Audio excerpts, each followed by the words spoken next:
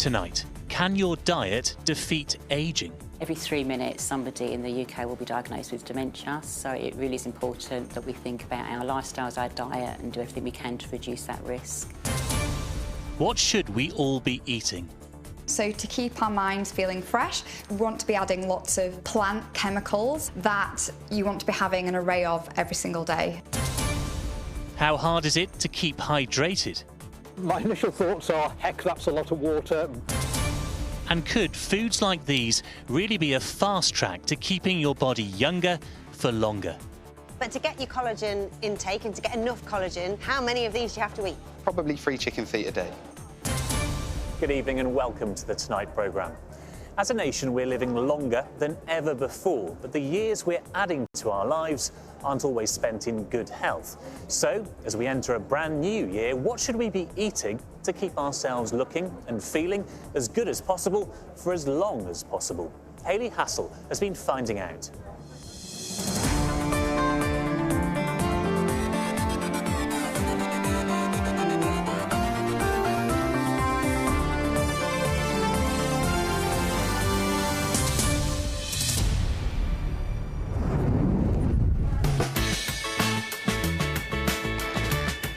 It's a fact of life.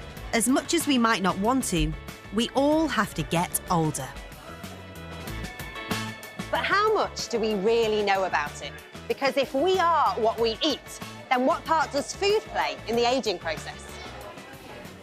Food and lifestyle can play a really big part in the ageing process. The healthier your diet is, the more likely that you are to be able to combat some of the illnesses that naturally come with old age. Ageing is broadly defined as a decrease in bodily functions which occurs progressively over time. Individuals who have a healthier diet might have a slower ageing trajectory, so they better maintain their bodily functions and their quality of life into later life.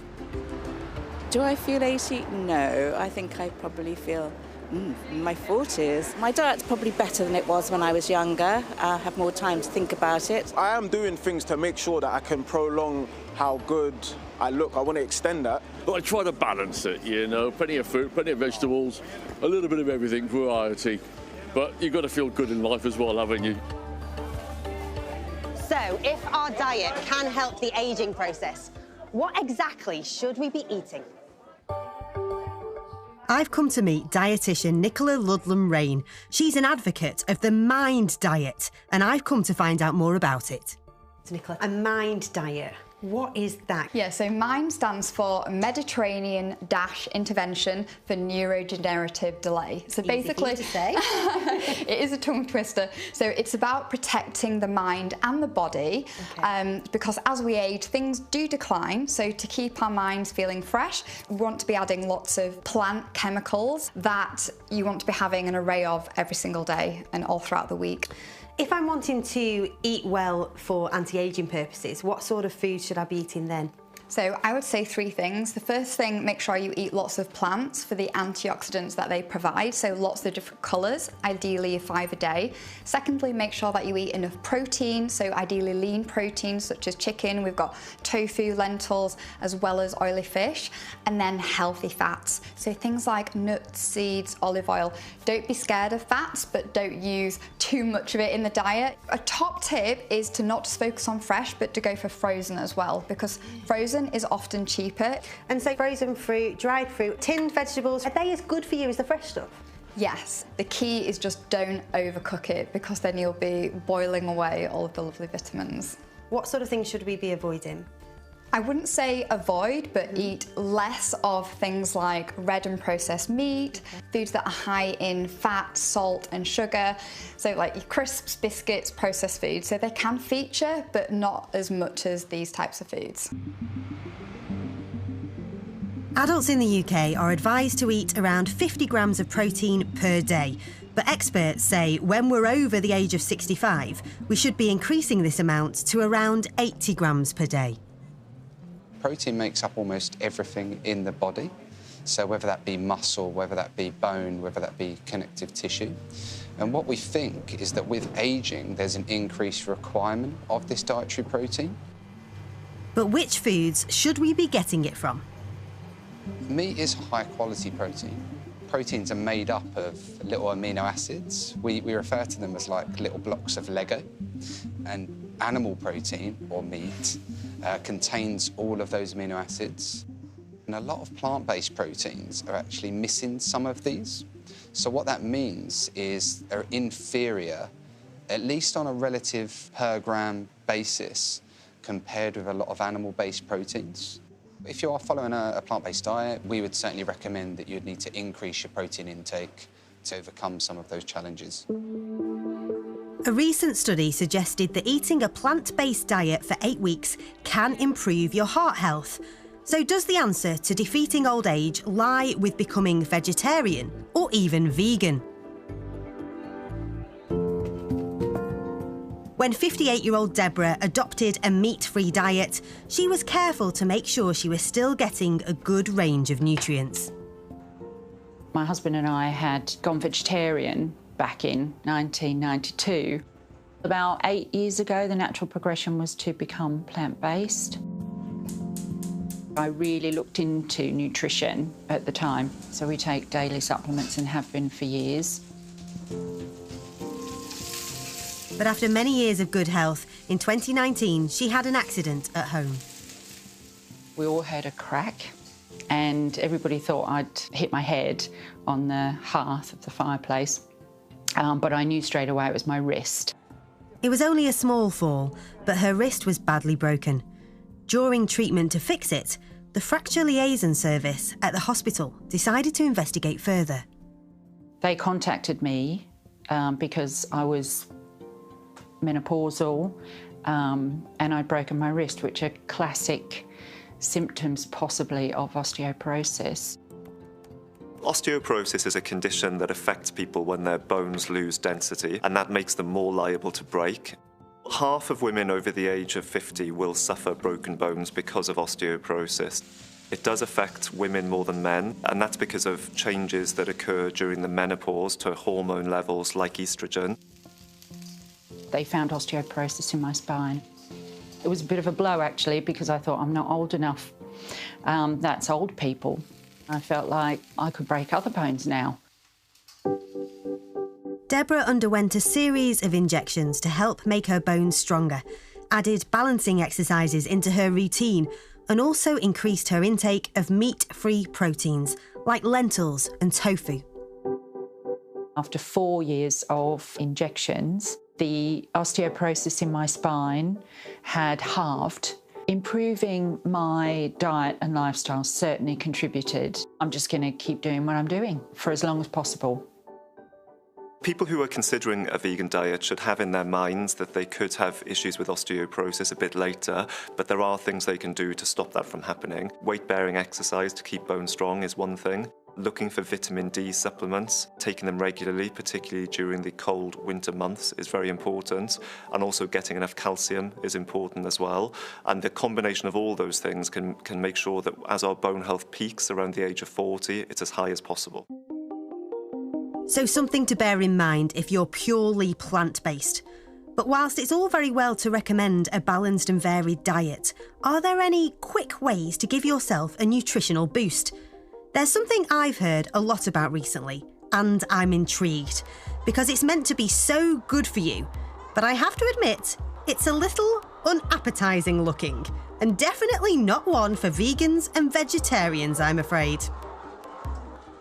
Premier League footballer Andros Townsend caused a bit of a stir when he said he ate chicken feet to aid his recovery after suffering a knee injury. Couple of months ago, I had a realization. I'm opening my hand. I've got about 10 pills in my hand. I don't need to be taking that much pills. I need to research to how to get the nutrition from actual real food and not a tablet. One of the best sources of collagen for a natural sense is chicken feet. I'm hoping expert in nutrition and metabolism Dr. Paul Morgan can give me the lowdown. Chicken feet essentially contain a lot of connective tissue. It's very rich in collagen. Collagen is a structural protein, so it contributes to our skin health, our tendon health, any connective type tissue health. These tissues do deteriorate with aging, and we think that maybe if we consume more collagen, that might combat the deterioration of these tissues. Chicken feet are a Chinese delicacy, and these are steamed in a black bean sauce. But to get your collagen intake and to get enough collagen, how often and how many of these do you have to eat? Probably three chicken feet a day. That's what you prescribe to make me younger for longer. Have you ever had one? No. OK. Are you willing to give them a go? Yes. OK, me too. Should we do it? Yeah. Here we go.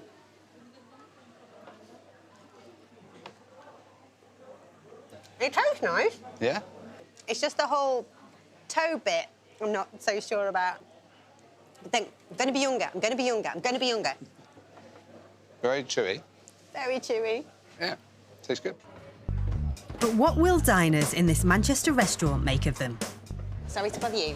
These are some chicken feet that they serve here at this restaurant. I actually already tried it yesterday. You tried it yesterday? Yeah. What's the worst that could happen? Let's give it a try. That's nice. Go on, Steve. Well done, he's gone straight into that. I definitely would not eat them. Maybe feel nice. Would you eat them more often for the health benefits? No. No? I wouldn't pay for that. I'm Jamaican, we eat these at home, normal. What I'd describe it as fatty. Was one enough? Yeah, okay. one enough. OK.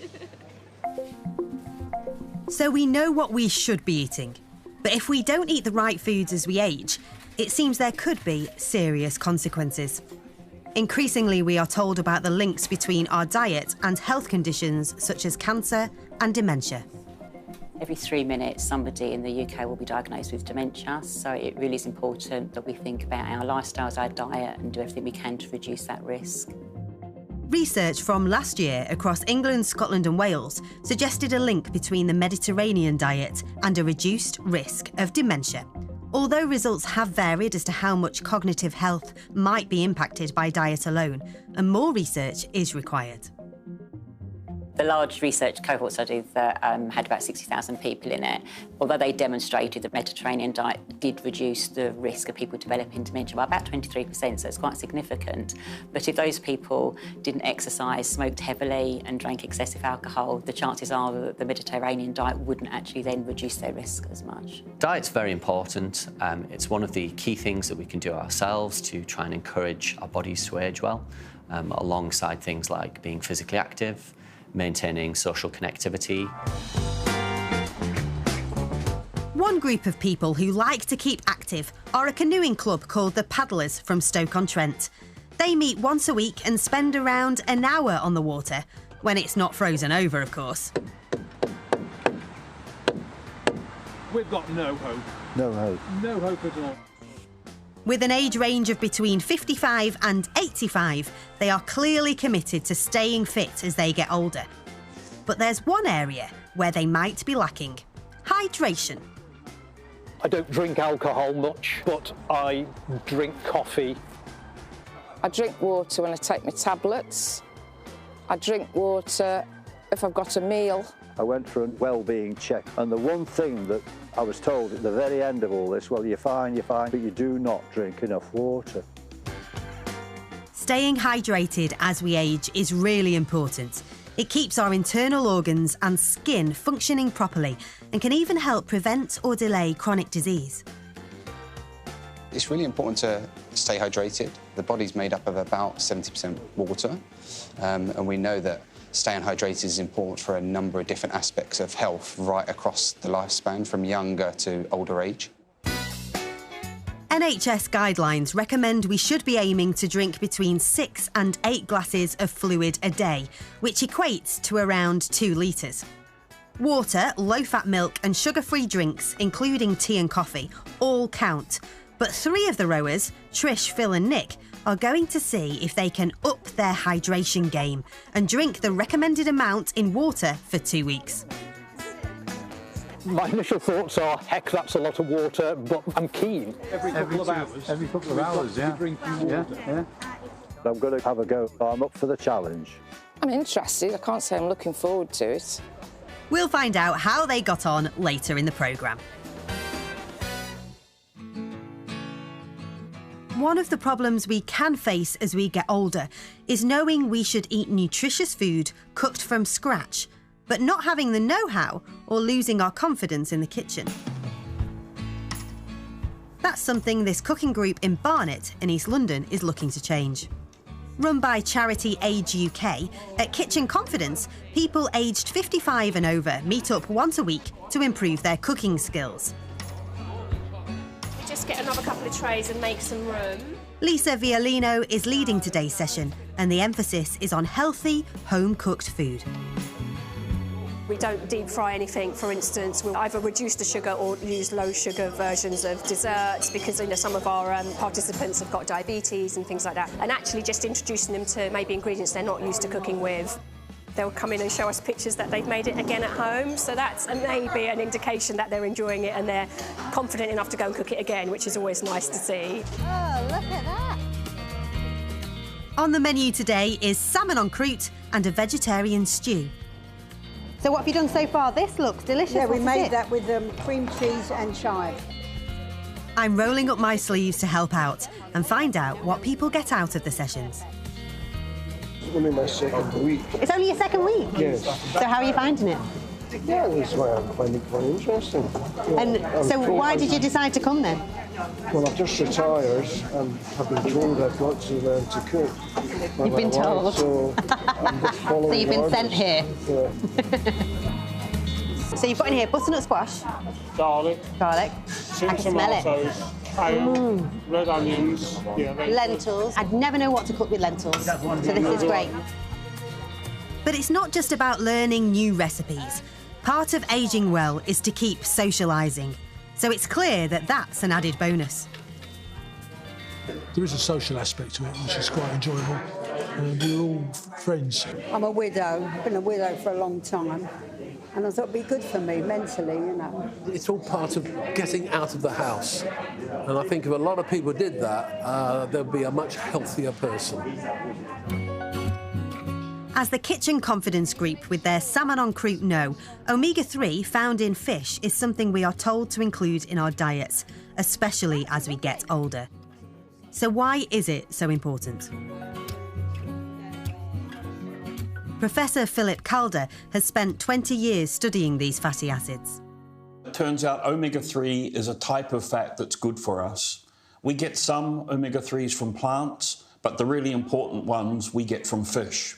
If you can't eat fish or don't want to eat fish, supplements are a very good alternative source of these omega-3s. Recent studies have found that omega-3s can play an important role in protecting our cells as we get older, and in particular, our telomeres. You can think of telomeres as a sort of a cap on the end of the chromosome to protect the chromosome from damage at its end. Now, it turns out as we age, because we accumulate more damage, we get shorter telomeres. And this is believed to cause cells to not work so well. If people consume more omega-3s, this process of telomere shortening is slowed down. Some think telomere tests can be used to show an approximation of someone's biological age, though they are not a pathological diagnosis. Back in 2017, senior trauma nurse Carolyn, then aged 59, took part in a Tonight programme to test her telomeres. She found out she was not quite beating the clock.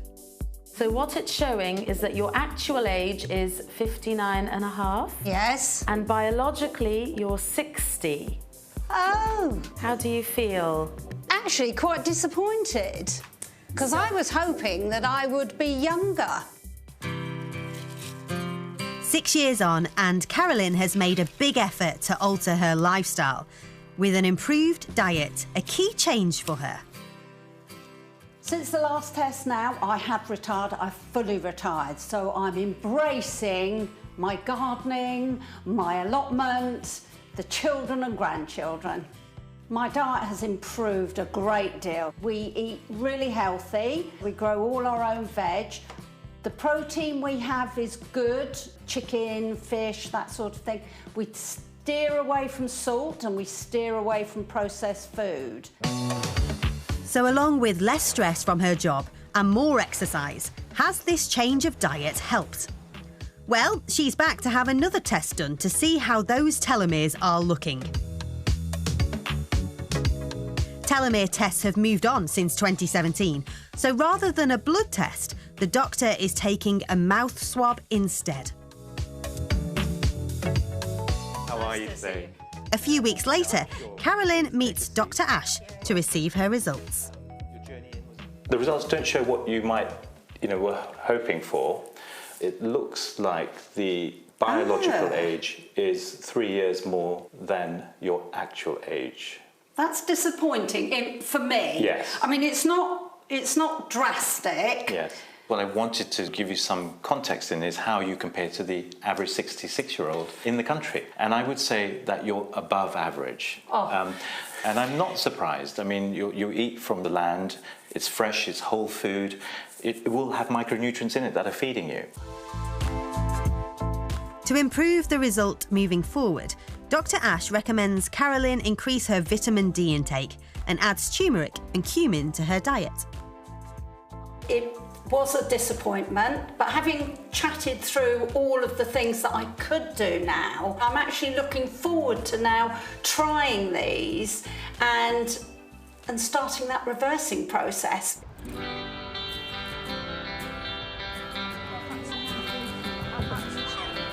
Our group of paddlers from Stoke-on-Trent have spent the past 2 weeks trying to up their water intake to around 2 litres a day.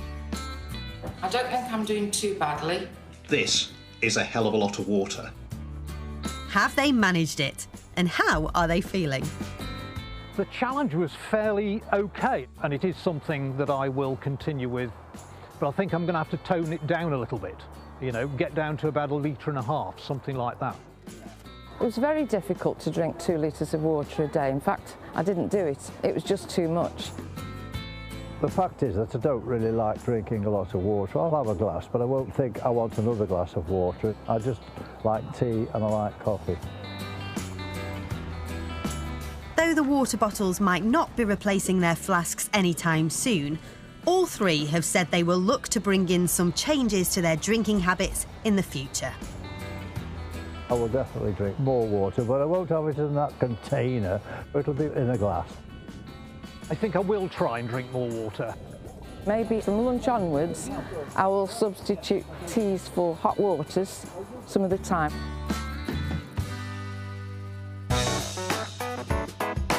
So as we all enter into a new year, while we cannot stop ourselves from ageing, simple changes like keeping hydrated and eating enough protein and omega-3 can help our bodies adapt to the ageing process in the healthiest way possible. That's it for tonight's programme. As always, you can continue the conversation using the hashtag ITVTonight on X or Twitter, as well as visiting our Facebook and Instagram pages and our website, itv.com/tonight. Until next time, good evening and thank you for watching. Coming up next week, are our pharmacies in crisis? Rizatamide 10 milligram is £15.89. We're getting reimbursed £9.40, so that's £6.50 loss per box. It's a nightmare.